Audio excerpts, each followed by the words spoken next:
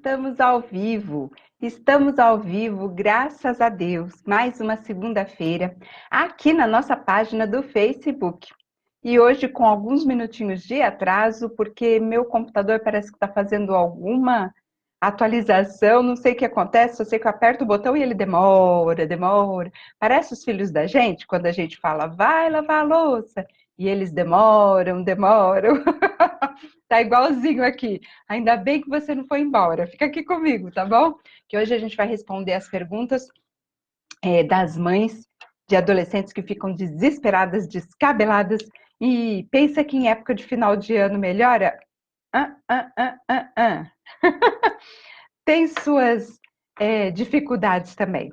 E as perguntas que chegaram hoje são bem a respeito dessas questões assim de festas de final de ano. A gente acha que é tudo paz e amor, mas quem tem filho adolescente em casa sabe que é bem desafiador a gente sobreviver a essa época, não é verdade? Olha só, chefe Patrícia, que bom que você está por aqui, amiga. Que saudade, dá um beijinho para a turma toda aí, tá bom? Quando vier para cá, para Ribeirão, visita a gente, viu? Saudade. Então vamos lá, gente. Para quem não me conhece, a chefe Patrícia me conhece, mas se você for ver essa live em outro momento, ou se você entrar aqui de paraquedas e não me conhece, eu sou a Valquíria Lobo, eu sou chefe de escoteiros, igual a chefe Patrícia também, chefe de escoteiros, sou mãe do Tiago, de 32 anos, um moço lindo, pensa num moço lindo. Sou coruja, não tem jeito. E mãe da Thalita, de quase 19 anos, outra moça linda, e tenho uma experiência aí de quase 20 anos lidando com crianças e com adolescentes no mundo escoteiro.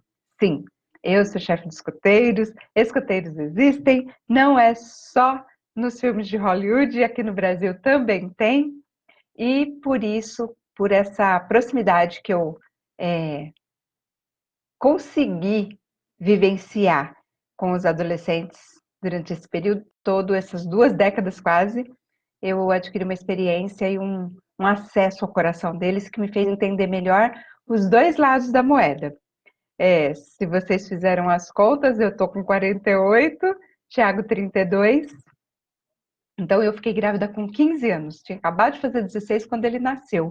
Então foi bem desafiador ter um filho enquanto eu era adolescente e depois lidar com um adolescente quando eu ainda não tinha a maturidade de um adulto totalmente formado, totalmente estável. Então foi bem desafiador. Olha a Letícia por aí. Oi, Lê, tudo bom? Que bom você por aqui. Um super beijo, viu? Parece aqui em casa. E as perguntas de hoje são de mãezinhas meio desesperadas. Essa daqui, por exemplo, é sobre essa questão do final do ano. Vamos ver.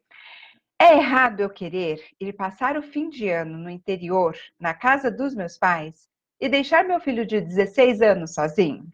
Ele não sai, não conversa, só fica enfornado no quarto jogando esse jogo maldito que inventaram. Aposto que é o Free Fire. Aposto que é o Free Fire. Todas as mães odeiam o Free Fire. Não quero passar Natal dentro de casa chorando como venho feito todos os dias. Natal dentro de casa chorando como venho feito todos os dias? Olha aí, hein? Não aguento mais isso. Então, mãezinha, olha só. Você está perguntando se é errado querer passar o final de semana no interior e deixar o seu filho de 16 anos? Errado é relativo, né? O que é certo, o que é errado? Tem muitas situações. Agora, olha aqui, a Luciana Trovão. Oi, Lu, tudo bom? Que saudade de você. E os seus vídeos? Quero ver seus vídeos, mulher. Tava gostando? Manda notícia, tá bom? Super beijo pra você. Pra turma toda daí, tá? Então, mãezinha, olha só. Você tá me dizendo que você tem um filho de 16 anos, que você tem passado os dias meio que chorando em casa, né? E que você queria, né, dar um basta nessa situação de tristeza aí. E queria ir passar o final de ano, o Natal, com seus pais no interior. E o seu filho, pelo visto, não quer ir, quer ficar dentro de casa jogando videogame, não é isso? Olha só, mãe, e você me pergunta se é errado. Na verdade, o que acontece? É, a gente precisa pensar que Natal, como que é Natal para sua família? É, os adolescentes, eles costumam não compartilhar muito das opiniões dos pais, principalmente no que se trata as coisas que a gente preserva mais, assim, em termos de tradição de família, os hábitos da família. Minha família, por exemplo, gosta de, sempre que possível, passar junto, né? Você queria ir para outra cidade, para o interior, onde moram os seus pais, queria passar o Natal junto com os seus pais. E pelo que você me falou, seu filho não quer ir. Vamos tentar ver a situação sob o ponto de vista dele?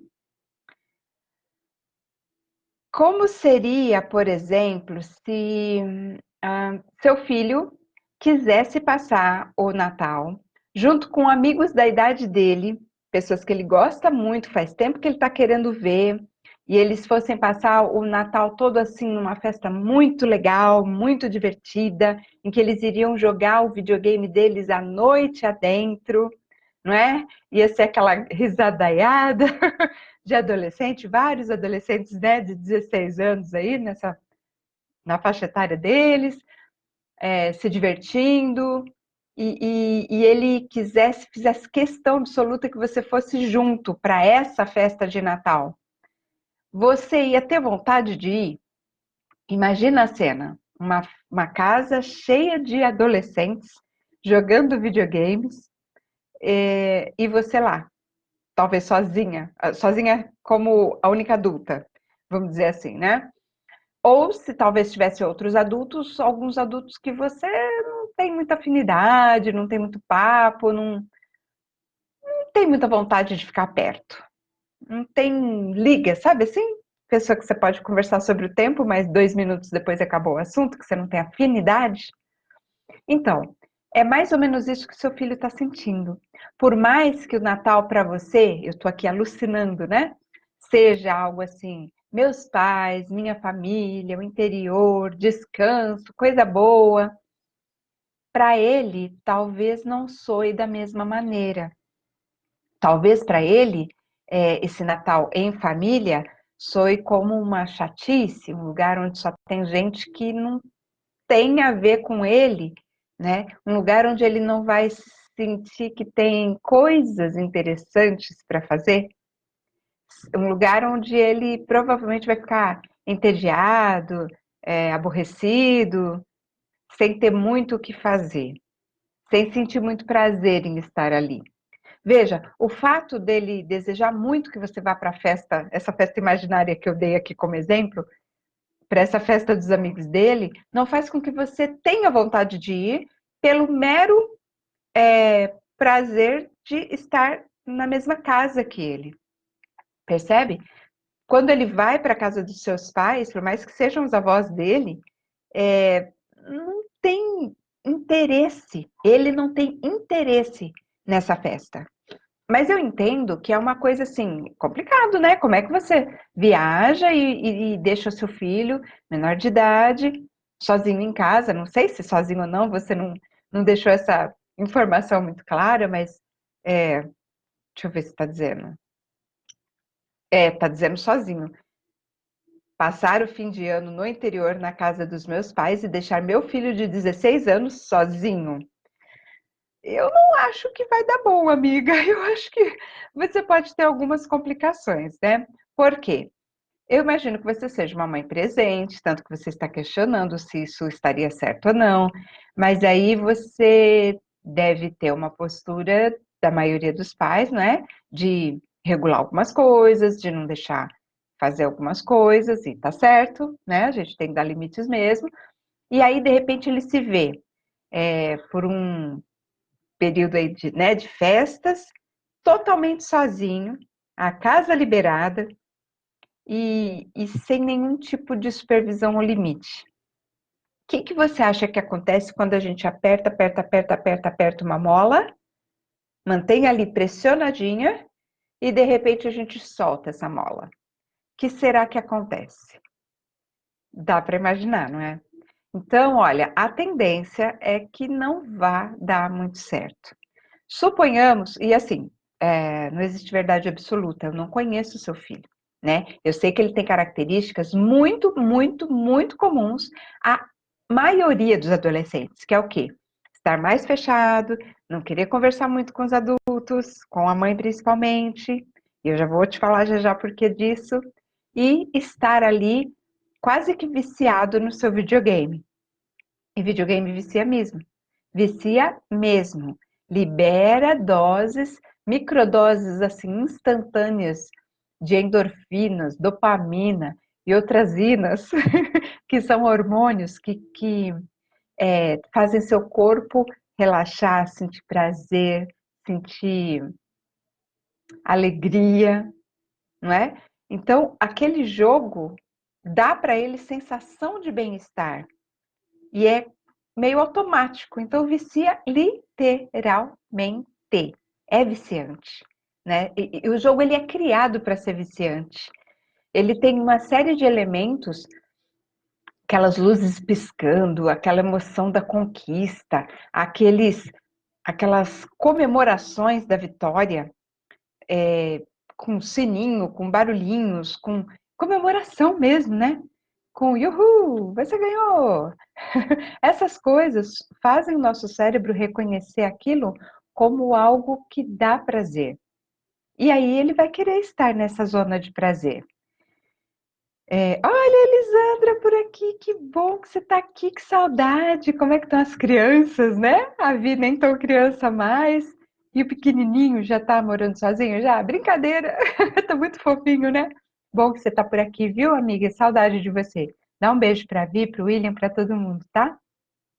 Bom, então, mãe, por que que ele está tão fechado, tão calado, tão na dele, enfurnado no quarto?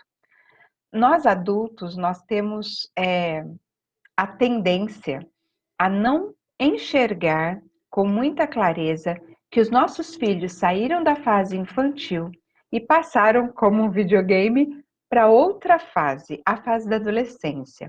Apesar da gente reconhecer as características físicas do adolescer, né? 16 anos, ele já deve estar bem grande, é, é, já com seu corpo todo desenvolvido, não é? Os pelos, os músculos, talvez um pouquinho de barba, bigode aí, a voz, o porte, não é? Tudo isso a gente percebe claramente. Mas a gente não percebe as mudanças internas e a gente continua jogando com as regras da fase do videogame da infância. A gente continua apertando os botões que a gente apertava e funcionavam quando eles eram crianças. Mas não funciona mais, mãe. Agora os botões que a gente aperta são outros, bem diferentes, com efeitos bem diferentes. E quando a gente aperta os botões da infância, que é apertar o botão da infância. Eu estou tentando fazer ali aqui uma analogia, uma comparação, para trazer para uma linguagem assim mais nossa do dia a dia o que acontece no universo adolescente, principalmente o que se tem descoberto em termos de neurociência, psicologia positiva, disciplina positiva e todas essas coisas, tá? Essa comparação que eu faço é para tentar aterrissar esses conceitos, porque às vezes eles, como eles dizem, bugam o cérebro da gente, porque é muito disruptivo. Disruptivo é uma coisa assim que quebra com os padrões que a gente está acostumado, sabe? Então, o que que acontece? Apertar os botões da infância é você continuar tratando o seu filho da mesma maneira que você tratava quando ele era criança. Quando ele era criança, você falava, agora é hora de tomar banho. E você queria que ele fosse naquele horário imediatamente. Por quê? Porque era naquela sua programação do seu dia a dia que encaixava o banho da criança. Ele não tinha muita escolha. É assim ou não é? É assim que a gente faz, porque senão a gente nem dá conta da nossa vida se não for assim. Agora que ele é adolescente, você quer continuar naquele padrão. Eu quero que ele pare de jogar videogame agora e vá tomar banho. Neste momento. Porque eu quero que ele vá tomar banho agora. Porque eu tô acostumada, porque eu sou a mãe, porque faz tempo que ele tá lá, tá me irritando ele ficar lá dentro do quarto, sem falar, sem fazer mais nada da vida, só jogando videogame. Né? E eu quero que ele vá tomar banho.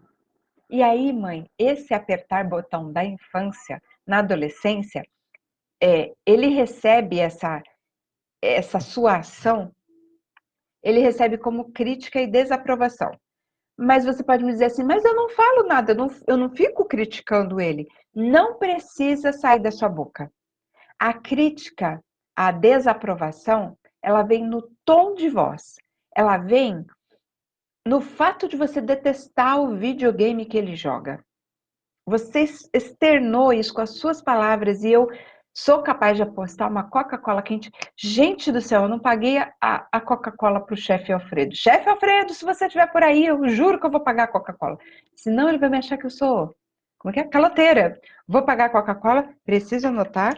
Agora que eu falei que eu ia apostar uma Coca-Cola quente, Coca-Cola, chefe Alfredo.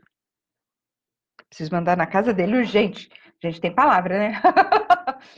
Gente, então, mas voltando aqui, eu sou capaz de apostar uma Coca-Cola, nem quente, gelada, que se você disse aqui, ó, só fica enfurnado no quarto jogando esse jogo maldito que inventaram. Eu sou capaz de apostar que palavras parecidas com essa já saiu da sua boca para os ouvidos dele mais de uma vez. E às vezes nem tão contido, educadinho, polido, como está aqui nesta frase da pergunta que você enviou. Ganhei ou não a aposta? Eu conheço, gente. Eu converso com adolescente todos os dias. Eu converso com mães de adolescente o tempo todo. Eu sei. Teve uma mãe que uma vez falou assim: ah, não. Ela me contou que o filho dela falou, ela estava me ouvindo e o filho também. E ela falou assim: que o filho dela de 17 anos, são os queridos, uns amigos, falaram assim: mãe, você contou para ela assim, assim, assado que aconteceu aqui em casa? Aí a mãe falou: não, menino, eu não contei nada. Como é que ela sabe? É porque é tudo igual, gente, só muda de endereço. É verdade, é muito comum esse tipo de situação. Então, o que acontece? Essa sua raiva que você sente desse jogo, ela transpira. Eles sentem, e eles sentem isso na forma de desaprovação, na forma de crítica, na forma de julgamento. E quando você se sente. Imagina o seguinte: você tem um amigo, uma amiga, uma vizinha, uma amiga, uma amiga. E toda vez que você diz para ela alguma coisa, esse seu caso mesmo, olha, ai, nossa, eu ando tão triste esses dias, estou chorando em casa todo dia. Agora, nesse fim de ano, nesse Natal, eu queria dar uma espairecida, eu queria tanto ir lá pro interior, para casa dos meus pais. Olha quem tá aqui, Vânia Medeiros, que bom que você tá aqui, linda. Obrigada. Isilda e Sebastião. Pela carinha deve ser Isilda. Que bom que você tá aqui também. Obrigada, viu, gente? Obrigada mesmo pela companhia, tá? Então, voltando ao caso, né? Você conta isso para sua amiga. A sua amiga vira para você e fala assim: nossa, como que você é? Só quer saber disso, você só pensa em você, você.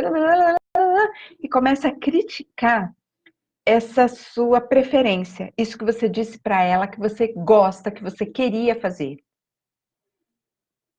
Você se sente animada para contar mais coisas para essa sua amiga? Para você continuar confidenciando as suas dúvidas, as suas angústias, as suas dificuldades, os motivos pelos quais você anda chorando tanto? Você tem vontade de falar para ela?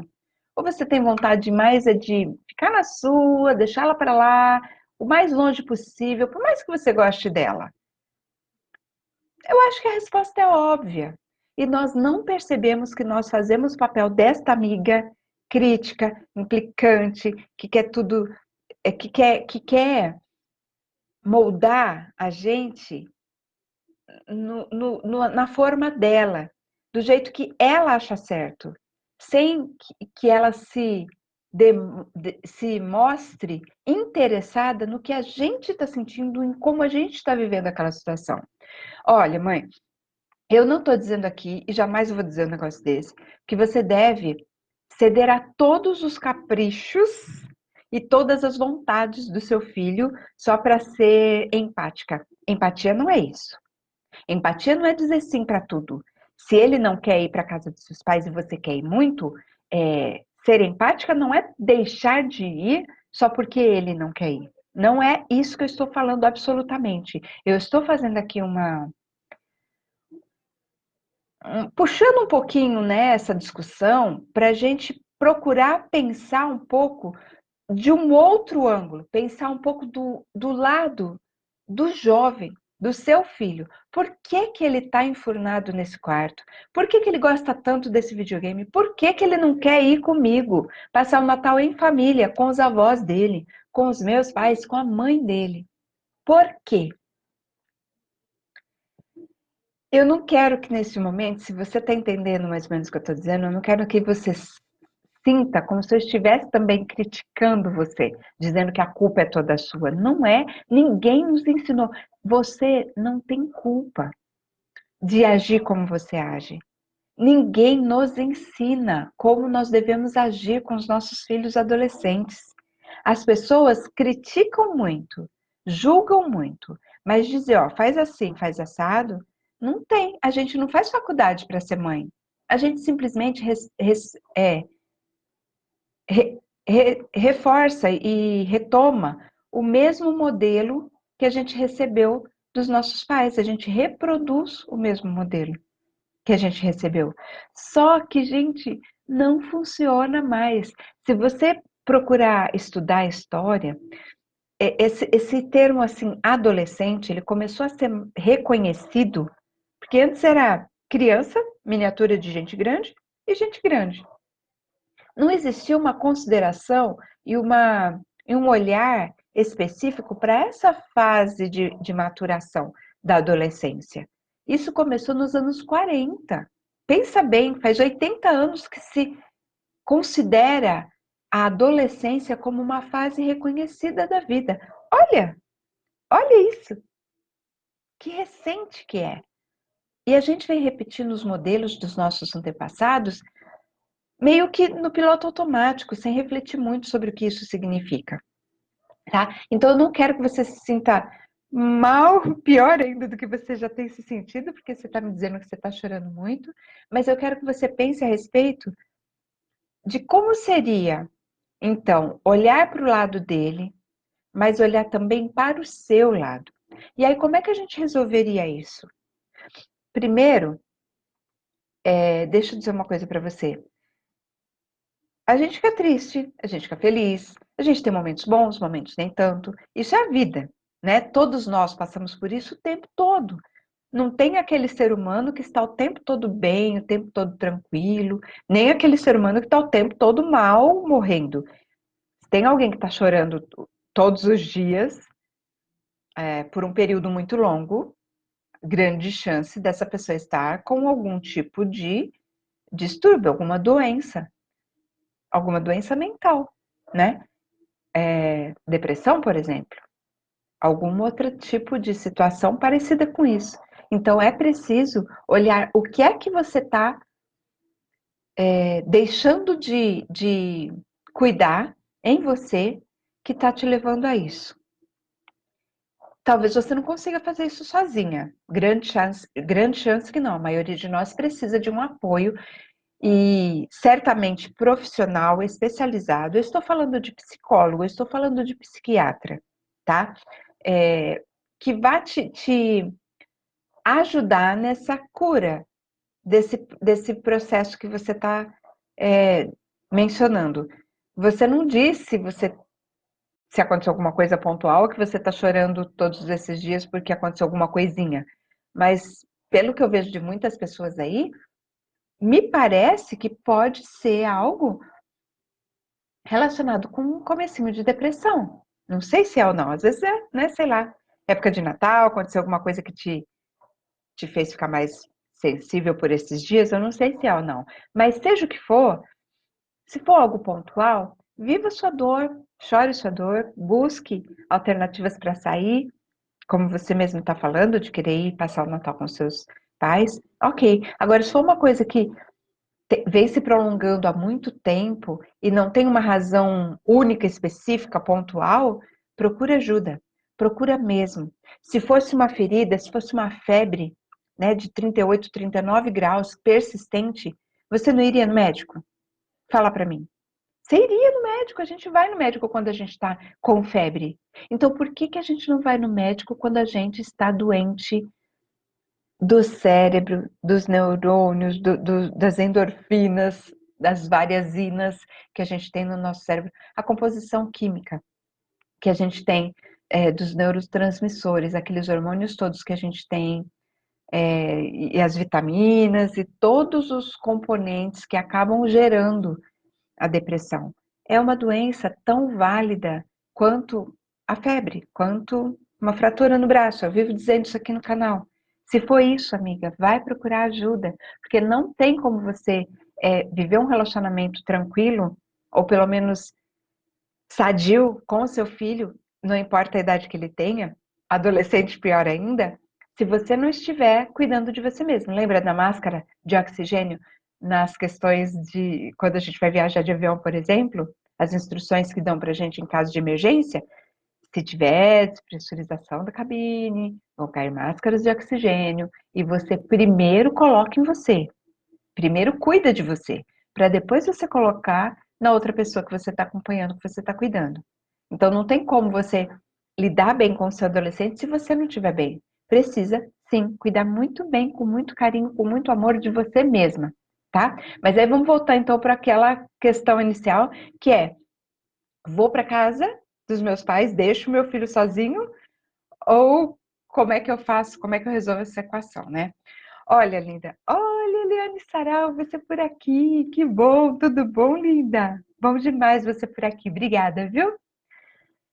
Olha, mãezinha, não te aconselho deixar seu filho de 16 anos sozinho, menos ainda na época de Natal.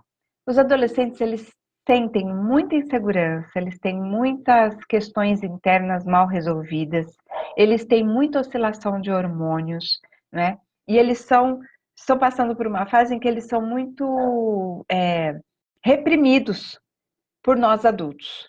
Então, quando ele se vê numa situação em que, de repente, uhul, mamãe viajou, estou sozinha em casa, a tentação de querer aproveitar ao máximo esse momento pode acabar levando ele a fazer algumas coisas que não vai ser legal depois, né?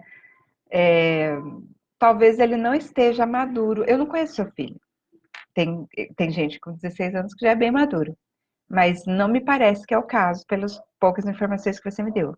Eu não aconselho, não acho que vai ser legal um adolescente ficar sozinho, sem supervisão, sem um apoio, tá? Durante um período aí que seja, né, das festas de Natal, não sei quanto tempo você pretende ficar no interior. O que eu te aconselho é que você se sente com o seu filho.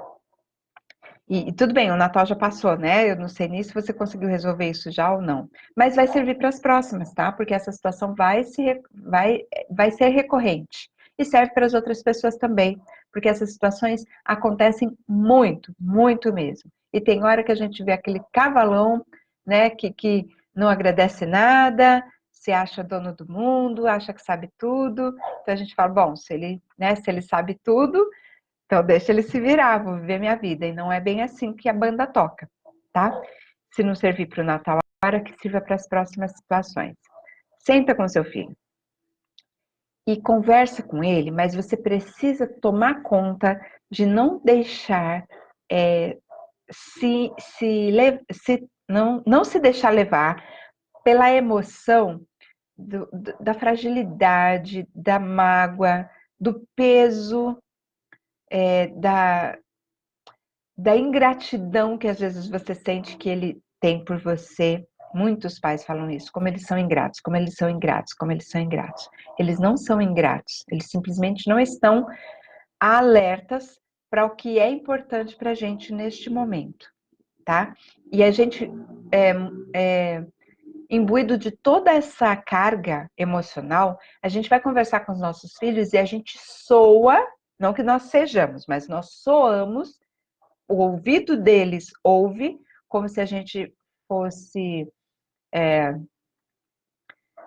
como se a gente estivesse se fazendo de vítima, como se a gente estivesse fazendo chantagem emocional, como se a gente estivesse se fazendo de coitadinho, e isso irrita qualquer um, irrita adulto, irrita adolescente também, tá? Quando a gente vê uma pessoa assim muito carente, coitadinha de mim, você não liga pra mim, você só liga pra esse videogame, você não liga pra mim, seus amigos são mais importantes do que eu. Tá fazendo com essa vozinha assim? Que é como eles falam. Os adolescentes ouvem assim, tá? E de novo, não tô te criticando, eu tô te mostrando algo que não sei se já está no seu radar, se já está na sua consciência. Se você já observou que às vezes mesmo sem querer, você pode estar tomando esse tom de coitadinha de mim. Você não me ajuda, você não faz nada, você isso, você aquilo, e eu sou a vítima que só choro, só sofro, estou aqui dentro de casa, sozinha, abandonada, e queria ir para os meus pais e não posso ir por causa de você.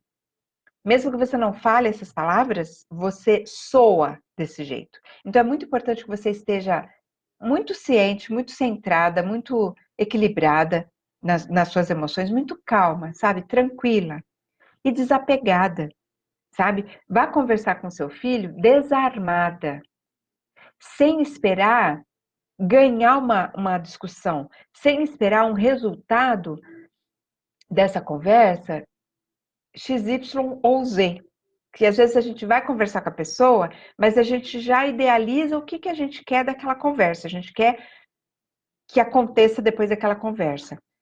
Desfaça disso. Não leve isso para a conversa. Vá desarmada, de coração aberto. Vá ao seu filho. Não fica gritando ele da cozinha, não, tá? Se ele tá lá no quarto, trancado, como você disse, vá no quarto. Bate na porta. Isso é educação, você está ensinando educação para ele, né? Bate na porta, pergunta se pode entrar, entra. Pergunta se o jogo que ele está jogando tem pause ou não. Porque tem jogo que não tem pause. E é importante para eles, para os adolescentes, eles consideram importante manterem uma certa reputação de quem não abandona jogo. Porque o jogo online, quando eles estão conectados com outros colegas online, né? O Free Fire é um desses jogos, ele não tem pause, não é para a hora que quer. Para você parar de jogar, você tem que se suicidar no jogo, porque, né, aqueles tiro para cá, tiro para lá, arranca a cabeça, aquelas coisas lindas, né, horrorosas que eles jogam. Mas se você parar de apertar os botãozinhos lá, você morre no joguinho, né? Ou você sai fora, abandona o jogo. E isso é ruim para a reputação deles. E tudo que o adolescente precisa é de uma boa reputação entre os amigos, né? Fala a verdade. Então pergunta, isso aí que você está jogando tem pause? Se ele falar para você que tem, eu falo, você pode dar pause só um pouquinho para eu conversar com você? Peça com educação, você ensina educação para ele. Então, haja com educação também, não custa. Não é porque ele é seu filho que ele não merece educação, que ele não merece respeito, consideração, cortesia, né? É isso que eles sentem muita falta, viu? Sentem muita falta. Eles se sentem completamente desconsiderados. Se sentem como se não fossem dignos de serem chamados humanos. São uma subespécie. Filho. Tem os humanos e tem os filhos.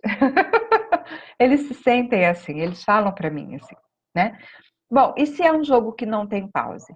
Você fala assim, quanto tempo mais ou menos você precisa para terminar aí? Porque eu gostaria de conversar com você alguns minutos.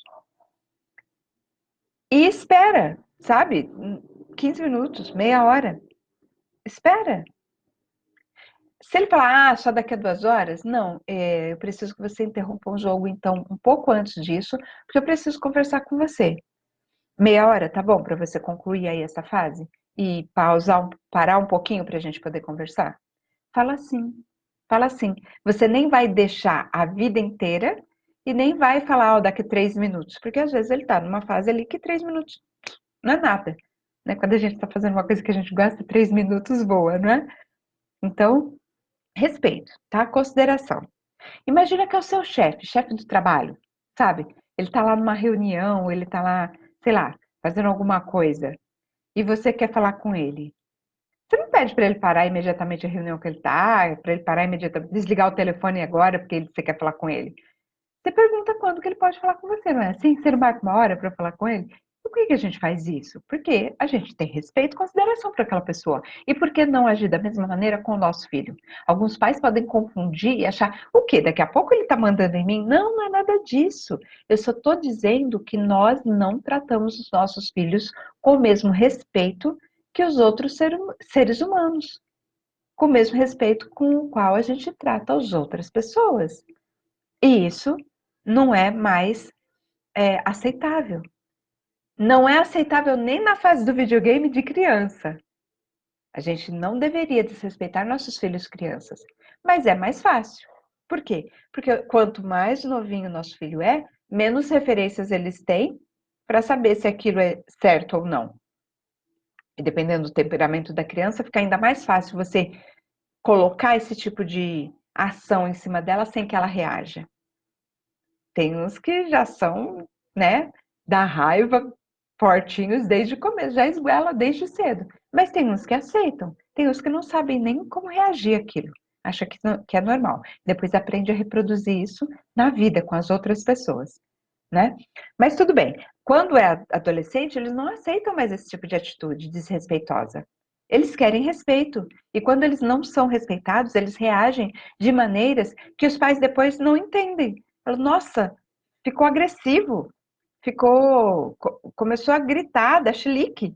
Ué, mas será que a gente não ia dar chilique também se a gente fosse desrespeitado como a gente desrespeita os nossos filhos adolescentes? Coloca uma situação parecida. Tudo bem? Venceu essa parte aí do videogame? Estamos lá na conversa, né? Ele já saiu de lá, tal. E assim, ó, grande chance de passar aquele tempo que você combinou com ele e ele não vir espontaneamente, tá? Mas assim, você combinou meia hora. Quando passar 40 minutos, você vai lá de novo e fala assim, ó, a gente tinha combinado aquele horário, já passou 40 minutos. A gente pode conversar agora? Assim. Ai, mãe, mas não sei o que, não sei o que. Tá, quanto tempo você precisa ir? Ah, não sei o que, meia hora. Não, meia hora não é possível, porque eu já falei meia hora há 40 minutos atrás. 10 minutos? 5 minutos. Vamos terminar esse jogo, essa fase aí em 5 minutos? Pede licença aí para os seus amigos, depois você joga, né? Estabelece ali 10 minutos. Eu sei que dá muita raiva, mas se você chutar o balde nessa hora, você já pôs tudo a perder. Percebe? É porque é uma coisa meio. Você pode até se surpreender e ele pode muito bem fazer o que foi combinado, né? Meia hora ou antes da meia hora ele terminar ali e viver com você o que você quer conversar. Mas se isso não acontecer, né? Passou ali a meia hora, não vai antes não, porque você combinou meia hora não é antes, né? E se ele passar um pouquinho de tempo, lembra? Como que é? 1 minuto é relativo. Depende de qual lado da porta do banheiro que você está. Não é isso? A pessoa está apertada para ir no banheiro, bate na porta, a outra fala 1 minuto. 1 minuto para quem está lá dentro passa voando, mas para quem está lá de fora, minha filha, demora para passar. E é a mesma coisa, lembra que ele está lá se divertindo, recebendo um monte de estímulos neurais de que dá sensação de prazer e de bem-estar para ele. Então, para ele, aquilo lá passa rapidão. A meia hora foi um susto, entendeu? Então, seja paciente, seja cortês, mas seja firme também. Olha, a gente combinou meia hora e já passou 40 minutos. Então, eu preciso que você rapidamente encerre aí, mas vou te dar mais 5 minutos para você encerrar para a gente conversar, foi o que nós combinamos. E sai da porta e deixa ele. Tudo bem?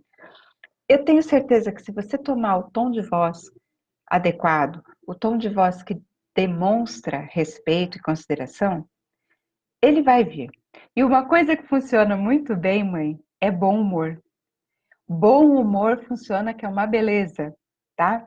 Leva na esportiva, leva numa boa, leva com leveza, que vai funcionar muito melhor do que você ir lá, por exemplo, e puxar a tomada, que é o que a maioria dos pais acaba fazendo, tá? Ele pode estar fazendo um teste. Não é uma coisa friamente calculada, é racional e consciente que ele faz. Mas é um teste que eles acabam fazendo conosco meio inconsciente, meio. Ele não tem muita clareza de que ele está testando a gente, mas ele está. Ele está querendo testar até onde a gente vai com aquela educação inusitada, entendeu? E aí, quando ele vier conversar com você, fala o que você sente, fala por que que você está querendo. Olha o Thiago por aqui, Débora, Pevilda. Oi, gente, que bom vocês por aqui, obrigada, viu? Fala com ele a respeito das suas necessidades, o que que você está sentindo, por que que você queria tanto ir passar o Natal com seus pais. O que é que você está sentindo? Por que esse desejo de ir lá? Fala por que é importante para você ir. E fala por que você não pode deixá-lo, né? E aí é que entra uma parte muito importante dessa conversa, mãe, que é você ouvir o outro lado da moeda. Você ouvir o lado dele também. Se por um lado você tá dizendo, olha, eu preciso ir, eu tô sentindo saudade dos meus pais, eu queria muito, tô ligando o ar-condicionado aqui porque tá bastante calor aqui em Ribeirão Preto.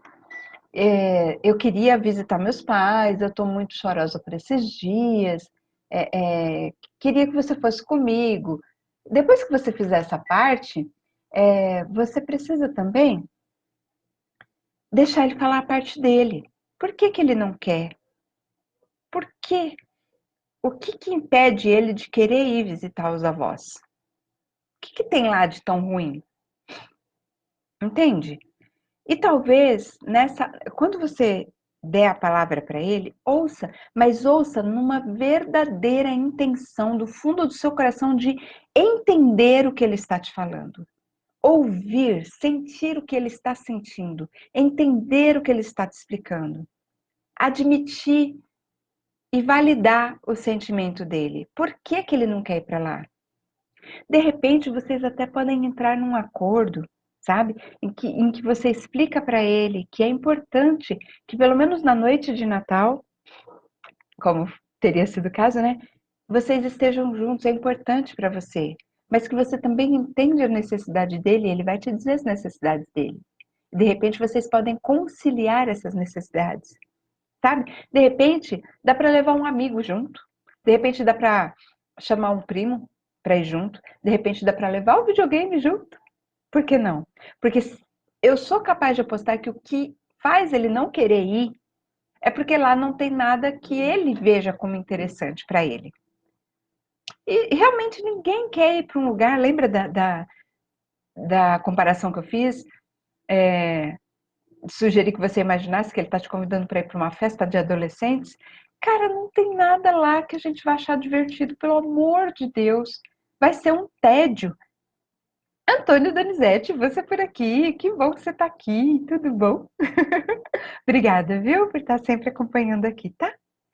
Então, procura ver o lado dele, procura ver por que ele está se sentindo desse jeito, e aí tenta entrar num acordo.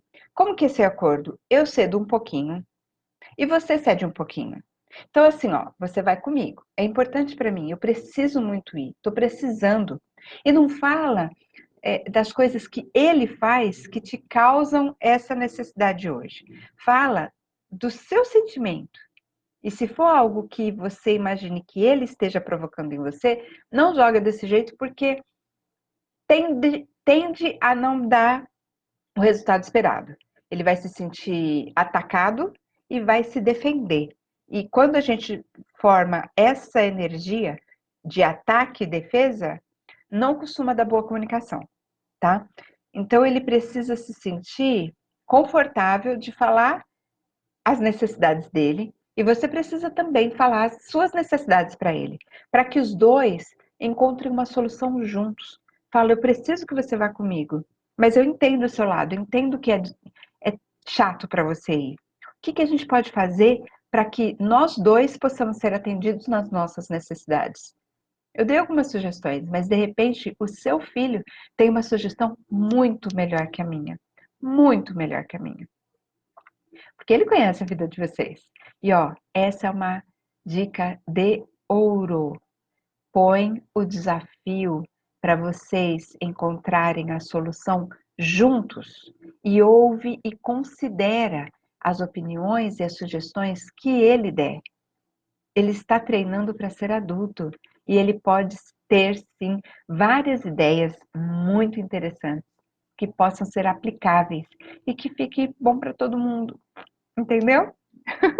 Nossa, gente, hoje eu me delonguei nessa pergunta, hein? Mas é porque ela tem tantos. É uma pergunta relativamente simples, né? Deixo meu filho de 16 anos para ir passar o Natal com os meus pais no interior, mas tem tantos elementos aí, tão ricos e tão comuns a várias famílias, sabe? Que rendeu bastante, né?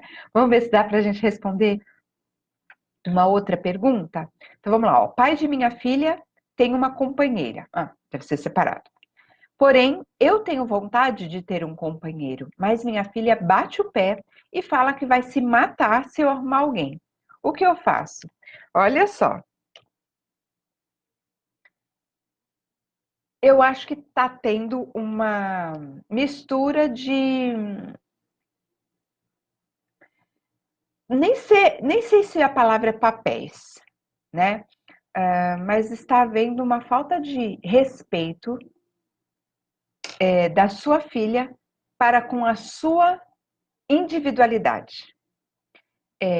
Não tem a ver com o fato do seu ex-marido, ou pai dela, ter ou não uma companheira. Não é disso que se trata, não é uma competição, não é porque ele tem que você também tem direito de ter, não é isso. Não é isso absolutamente, tá? Mesmo que ele não tivesse ninguém. Você tem direito, sim, de ter alguém, de ser feliz, de ter a sua vida em outros papéis, em outras esferas, que não só aquela de mãe da sua filha.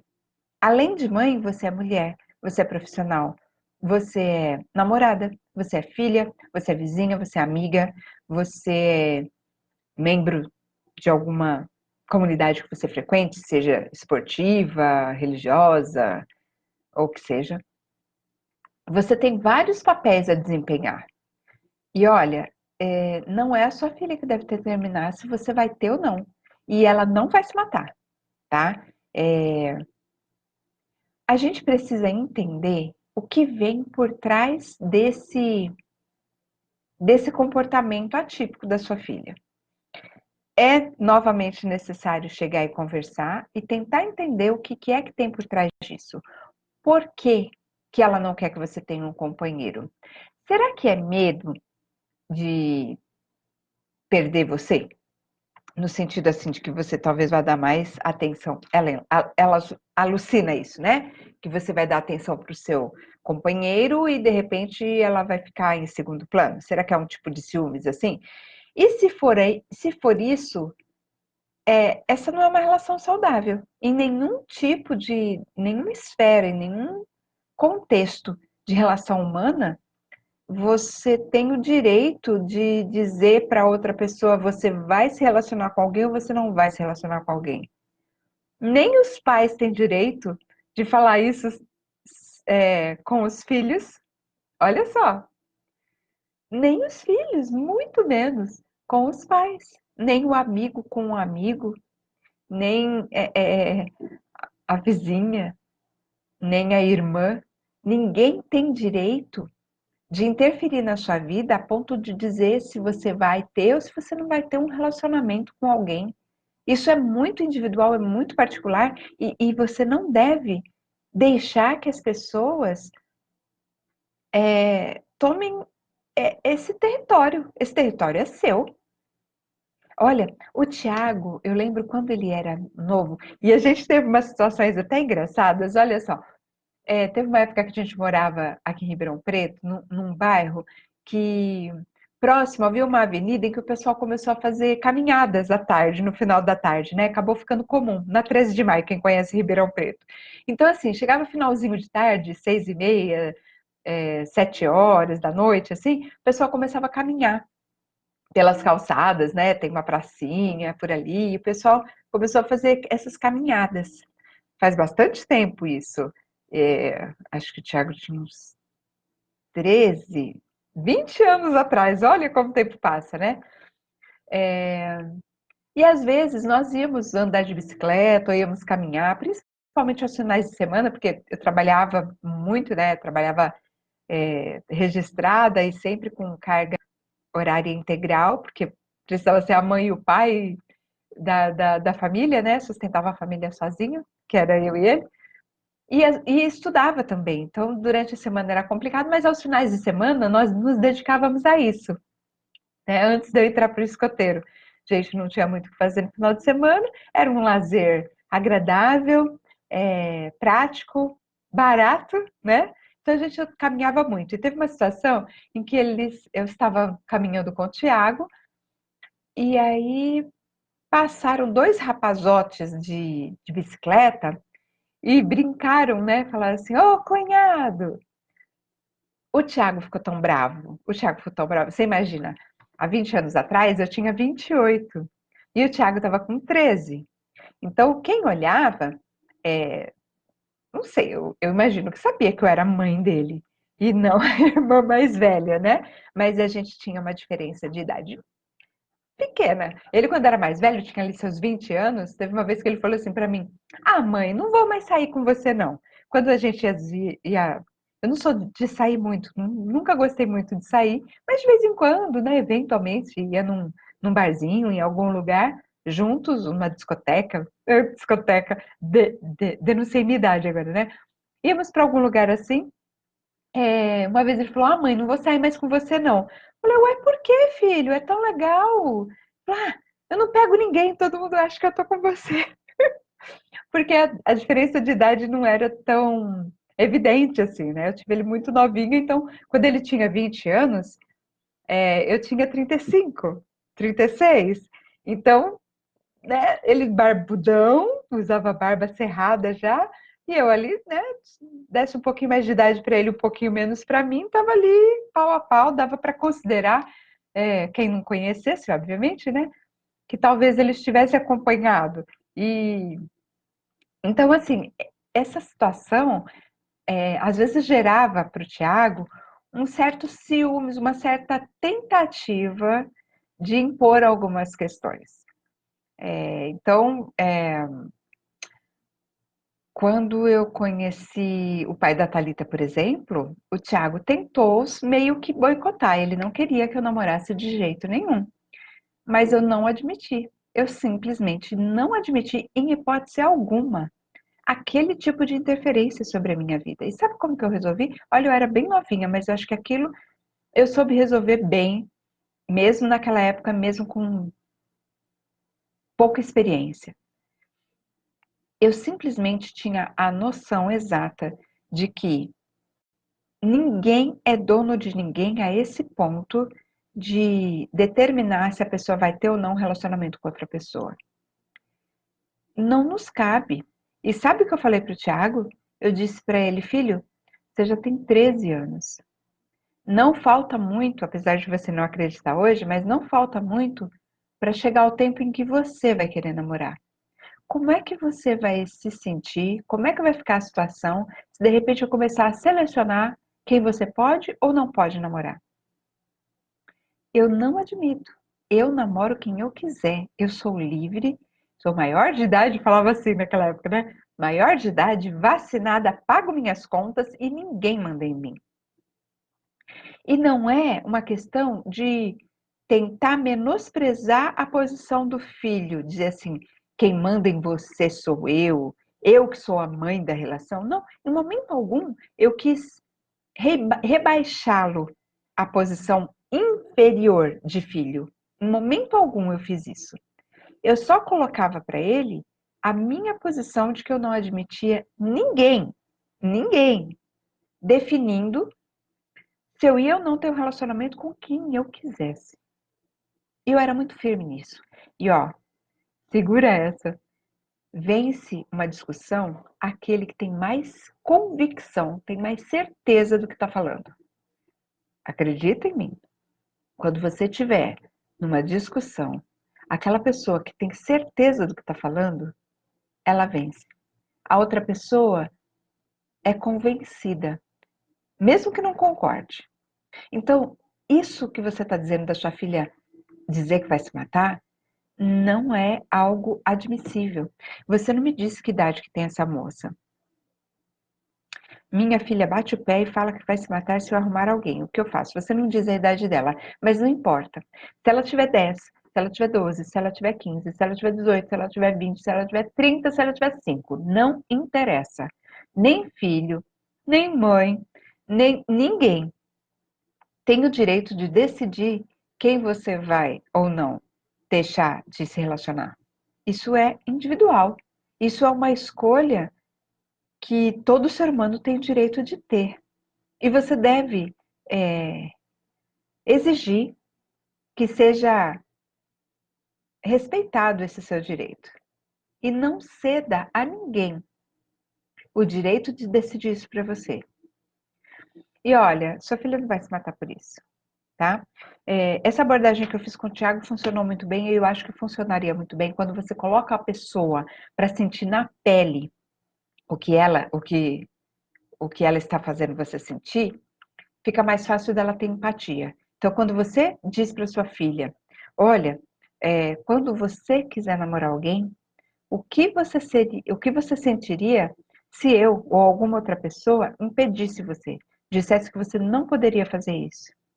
Você acha que é certo? Romeu e Julieta, né? Não dá certo, não pode ser assim, tá errado. Ninguém tem esse direito, né? Então, faça valer o seu direito, a sua individualidade e a sua dignidade humana. Não é porque você é mãe, não, é porque você é ser humano, é porque você é uma pessoa independente. Você não deve ceder isso nem para sua filha e nem para ninguém. Converse com muito respeito, com muita consideração com a sua filha, mas esse ponto não é negociável. E aí cabe a gente ter uma conversa, é porque é difícil falar, porque é muito diferente de ter essa conversa com uma pessoa bem jovem que eu digo assim, perto dos 12 mais ou menos. Idade também é relativo, né? Tem gente que já é adolescente com 12, tem gente que é absolutamente infantil com 12. E não tem, nenhum dos dois estão errados, são apenas momentos diferentes. Cada ser humano se desenvolve num ritmo diferente e os dois estão normais, tá? Os dois exemplos. Então, independente de qual seja a idade, a questão de você bater o pé nisso não se negocia. Mas dependendo da idade que ele tiver, dá para você colocar essa de como é que você se sentiria quando fosse sua vez. Se for muito pequenininho, provavelmente ele vai falar: Eca, eu nunca vou namorar. E você sabe que vai, mas não vai adiantar você dizer nesse momento que ele vai, porque na cabecinha dele ele não vai, se ele for muito novinho. Entende? Precisa ver o que está por trás desse apego, desse ciúme, desse controle que sua filha está querendo ter sobre você. Se é medo de perder a sua atenção, se é medo de repente, ter alguém invadindo a privacidade de vocês dentro de casa, porque é complicada essa questão, né? Se ela é uma moça, você trazer um companheiro, é bem complicado, bem complicado. Assédio sexual é uma coisa que acontece muito, muito. Não é em todo lugar, obviamente, né? Mas é mais comum do que a gente imagina. E eu não sei se a sua filha sabe de alguma coisa, soube de algum caso de alguém, né? É preciso saber por que que ela está com tanto medo, por que que ela está agindo dessa maneira. É, o pai da comunicação não violenta, Rosenberg, ele diz o seguinte: por trás de todo comportamento existe uma necessidade não atendida. É necessário a gente ouvir, entender qual é a necessidade da sua filha que está sendo ameaçada quando você vem com a perspectiva de assumir algum relacionamento. Tem alguma coisa por trás disso. Se for um mero ciúme, é uma questão emocional que ela precisa trabalhar. Gente, não é saudável esse tipo de ciúme. Anular a vida da outra pessoa. Por quê? Ela vai ficar com você para sempre? Ela também não vai ter relacionamento? Lógico que vai, é natural da vida. E não seria natural se ela não quisesse ter um relacionamento e continuar com você para sempre. Isso não é natural. Então, conversa com ela, conversa com amor, mas com firmeza, tá? Sem agredir, sem julgar, querendo realmente entender e ajudar, mas a parte dela querer te privar disso não é negociável. Absolutamente não é negociável. Existem várias coisas que dá para negociar. E aí vai depender do que é que está incomodando ela, não é? Espaço dela, talvez ela não queira uma outra figura assumindo o lugar do pai dela, não sei há quanto tempo você se separou, como é que é essa questão aí, mas não importa. O que quer que seja, é importante a gente considerar as necessidades dela, mas desde que isso não implique em te privar de ter um outro companheiro, porque isso não é negociável, tá bom? Gente, então é isso por hoje. Hoje a gente acabou respondendo só 2 perguntas, né? Porque eu me delonguei muito. Olha, Daniel César, Ana Paula Seco Souza. Obrigada por estar acompanhando, viu, gente? Então, ó, bom ano novo para vocês. Agora a gente vai virar não só o ano, mas a década, né? E aqui na quarta-feira, dia 1º de janeiro da nova década, tem live lá no canal do YouTube.